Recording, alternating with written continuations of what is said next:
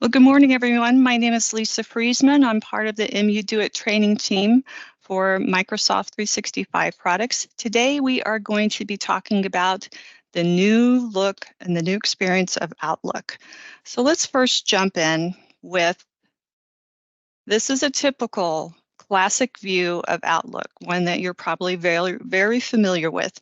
If you're wanting to switch it over to the new view of Outlook, you would go to the upper right-hand corner, and then you'll see this button right here. And by turning it off, it will actually kind of install a new version of Outlook. And technically, you can have both of those versions going at the same time. And yes, both of them will give you notifications and alerts kind of twice as much. So it would typically drive you crazy if you had both of them going on. But, if you needed to kind of switch back and forth, you can do that. But I wouldn't necessarily recommend keeping them both up at the same time. Minimize that. Now let's go and check out the new Outlook. It's a much more simplified look, simplified view. It looks suspiciously close to what the web version looks like. This is the online Outlook. It really does look very similar to new view of Outlook looks like. Wonder why? Yeah, I think you guessed. It's because but Microsoft is moving towards the same look and feel as the web products are, as the desktop products are. And this is great for people who are using Mac products or are maybe even on a mobile device or using a desktop that's a Windows desktop.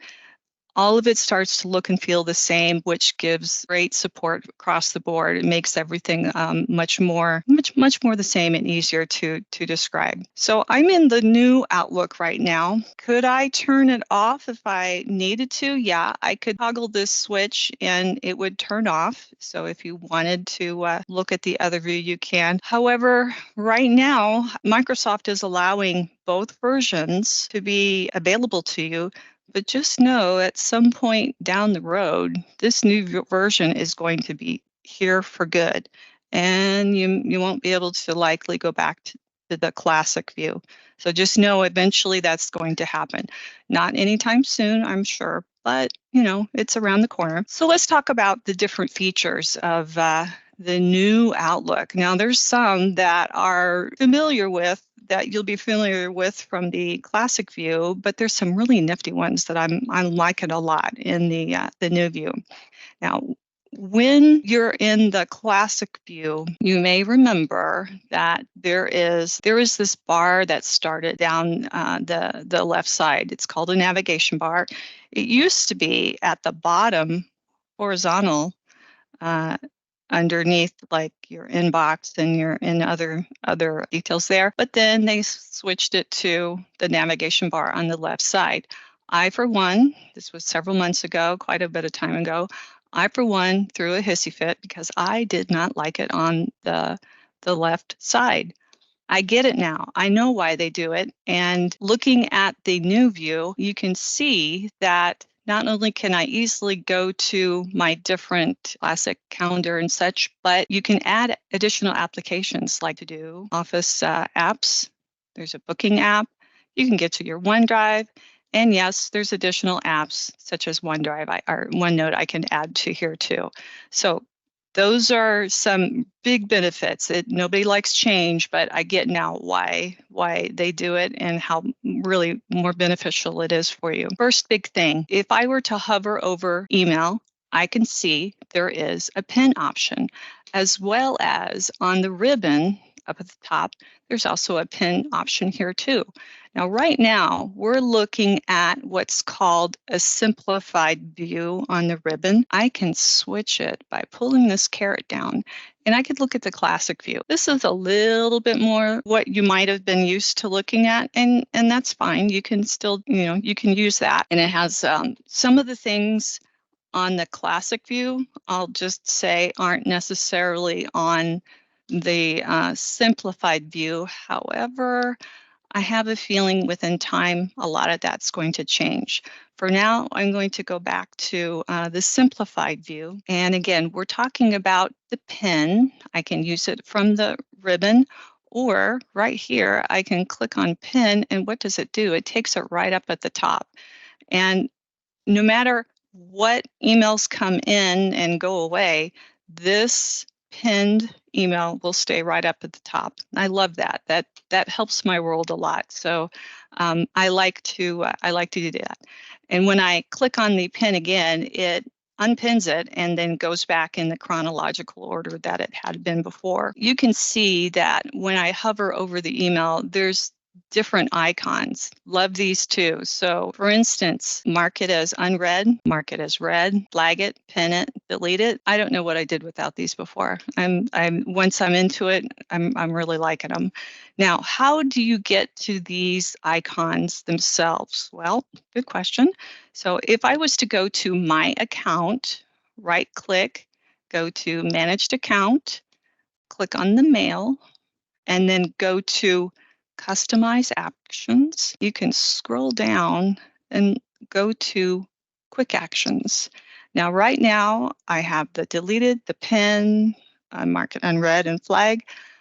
I have those 4 selected. What happens if I add a 5th one? Darn it, I can only add 4. I really wish I could add 5 because I'd like the move to folder option too, but alas, right now there's only 4. So navigate to the mail, customize actions, scroll down, and again, select the 4 that you'd like, and then they will automatically appear above here. And again, those are really handy, loving those. So another thing that I'm liking is what's called Snooze. Let's say that there's this email here. It's great. I want to keep my inbox cleared up. I don't want it in the way, but I kind of need to not forget about it either. And I don't want to put it in a folder. I want to snooze this email so that it comes up to my attention at a later time. Well, I could right click, go to snooze, and here I have some options, or I could have highlighted it, gone up to the ribbon and select options. You can see that there's different options or customizing a date and time. So what happens if I say, let's snooze this until tomorrow at 8? Well, it's no longer in my inbox, but now I have a folder. The folder has actually always been there, but now within that folder, I see that there's one email, and there it is, it's snoozed. So tomorrow morning at 8 o'clock, it's going to pop in my inbox, and there it is. Now, I've really enjoyed that little tidbit of a feature too. There's things I just want to get it out of the way until a later time, and it can be there. But yet, I know exactly where it's at too at the same time. So Snooze has been a great feature too. With the search experience, if you look at the top here, the search has actually been modified. It's been enhanced quite a bit. It's faster. You can become more granular in your searches, and you can define the areas that you're wanting to search in much quicker. So if I were to go to the search and I clicked on it, I can easily select some of the folders that I want to search in. I can become more, and because of some of the people I've communicated last, of course, some of the last people pop up in there too. There's a filter that you can create. If I clicking on that, again, you can say, I'm looking for, an email in this particular folder, or maybe I wanted something from Greg, and I don't really remember who it was sent to, but I know, it came from Greg. Maybe it was the subject had something to do with SharePoint, or a keyword, some sort of date and time. But if I were to search, and it would come back with all of the details that I needed, that I was looking for. And then I can easily go back to the filter and clear out the filters, and then click back on, and again, everything's back to normal again. So that's a nifty thing that you can do with when you're searching. It becomes a little bit more granular. There's favorites and categories now that have been added. For instance, at the top, Now, you probably saw this before, but you can add categories to your favorite. I typically don't personally use favorites in the sense that I go here quite a bit. I try to keep my inbox as clear as possible. But then again, there's some categories that you can add to it that will just help refine some of your workflow of what you're doing. So in my inbox, I have a category that's blue.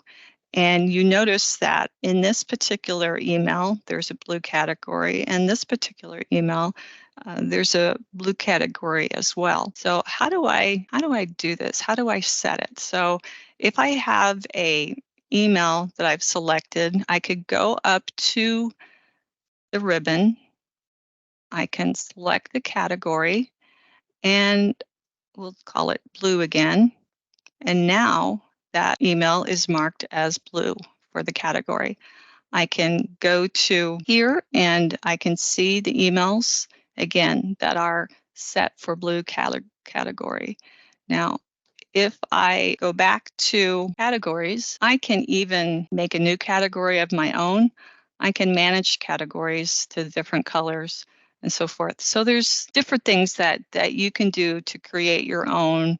However it works for you, you have that ability to manage that. Now, the next topic we're going to be talking about are tasks. Really like this feature. One of the things that as I'm new in this position, I'm learning how to use something called To-Do, or more specifically, Task by Planner To-Do. So it's a way to keep my to-do list as well as my planner and all of that together in a nice, neat little place. Now, at the top, there is something called My Day. I'm going to click on that. And notice now there's another panel that opens to the side. And you can toggle between your calendar, as you can see here, or your to-do. And if I needed to, let's see, here's one. I needed to work on this for Connie, which I was able to do. I can take it and drag it to my to-do, and it's created as a to-do, or I can drag it here and it's now added to my tasks. And you can see it's right here. It's still in my inbox, but it's also added as a task. I could go to the to-do, opens it online, task, and it's in here. It's just because I didn't put a date on it. It's way down deep in all of my to-do information. You can see that one of my daily tasks is planning for today is the training that I'm in right now. So that's an example of what this panel can do for you as you're managing your day. Now there's a lot more I could talk about that, but we're going to keep moving on and still talk about some of the different things you can see with the new calendar and within Outlook, the new view for Outlook. All right, I'm going to click on calendar again, and you see that all of my week is starting to take shape there.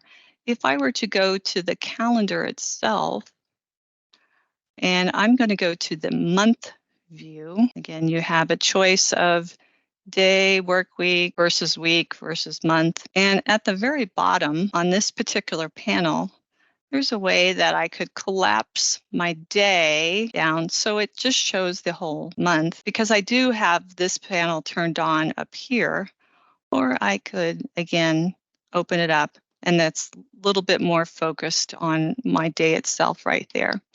So that's another view I look at here. Now, let me go back to when I'm in the calendar itself. There's a way that you can actually filter all of your different type of events.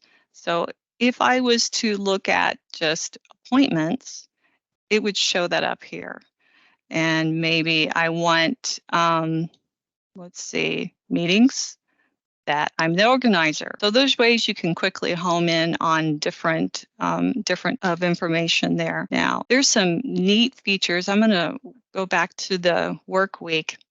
Now, there's some neat features that you can add to the calendar here too. For instance, view calendar settings, and I'm going to go to the weather. Now, you can add the weather to each day and decide where and the location and so forth. And when you have it saved, you'll actually see the weather up here. Now, I hadn't added it Monday, I added it Tuesday, so that's why it's not on here, but I added that feature then, and as the weeks progress each week, it'll start to update that as it goes. That's a nifty little feature, kind of fun. You can also customize some of your actions. So if I go to calendar settings again, customize actions. Now this was something that was available through the classic view, but it's great that I point these out. You can add OneNote and Zoom as a customization on the ribbon itself. So when you're creating an event, and let's go ahead and do that now. If I were to go to the home view, new event, I can see that I have options of sending to OneNote and Zoom. Now, why would you want OneNote with a calendar event? Well, that's a whole nother training session, but there's some great tools you can use for OneNote when you're in a meeting, how you can either keep track of details and send out all of the meeting updates to people. And there's a lot of great things you can do with that. Let's go back to calendar settings.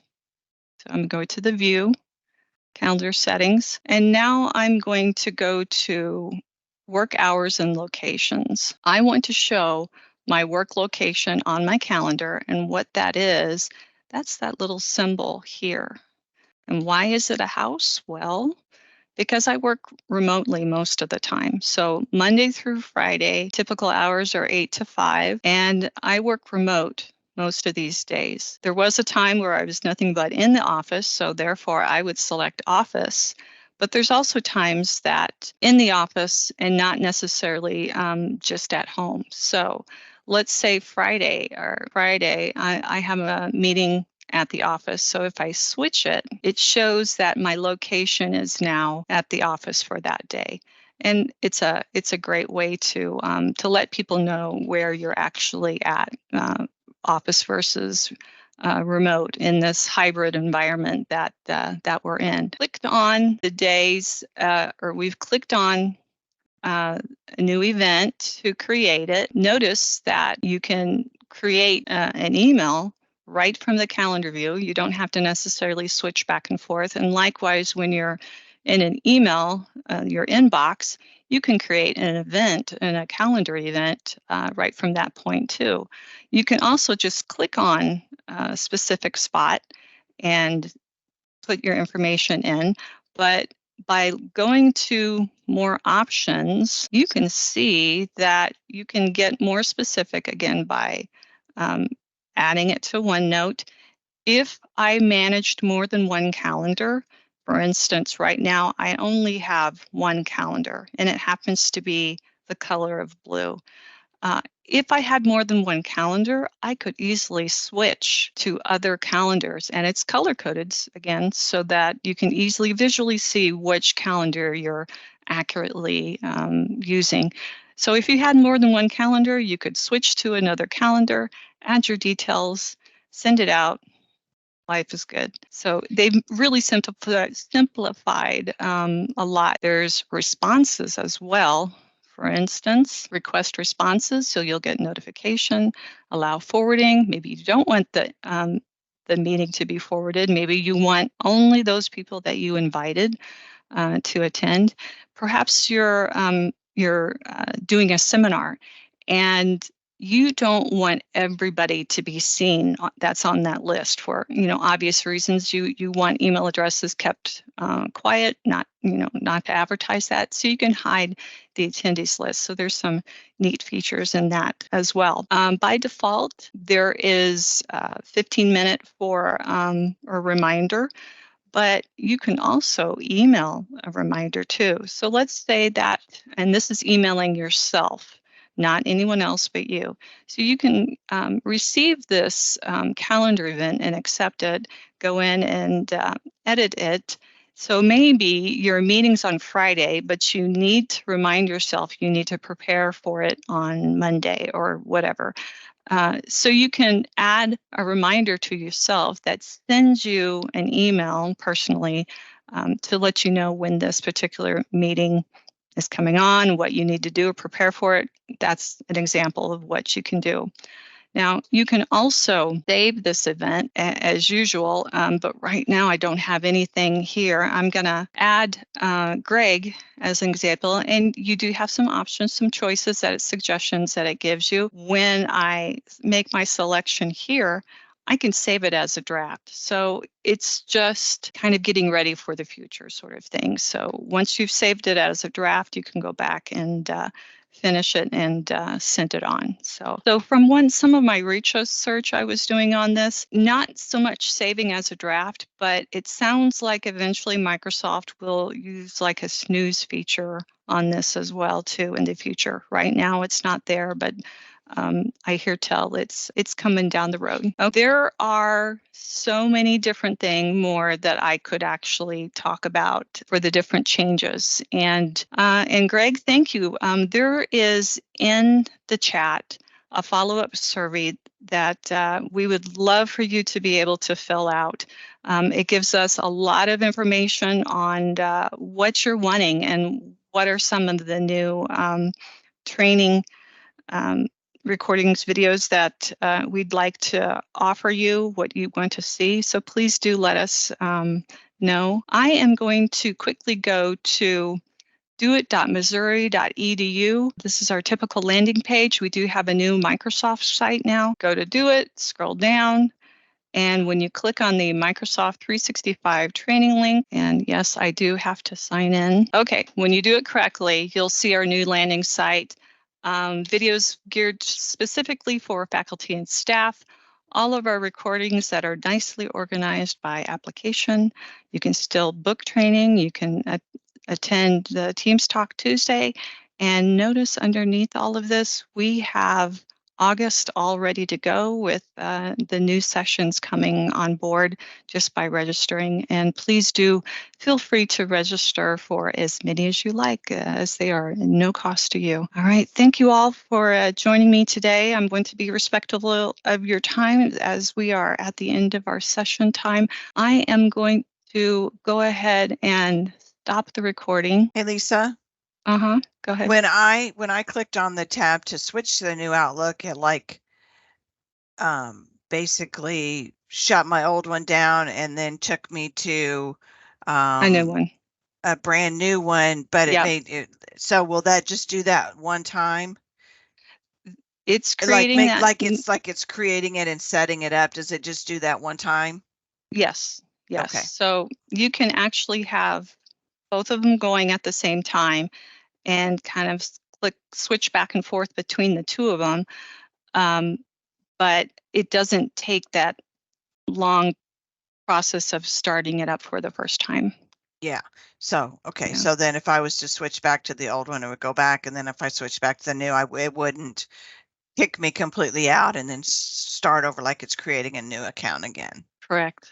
Okay. Correct. Yeah. That's fine.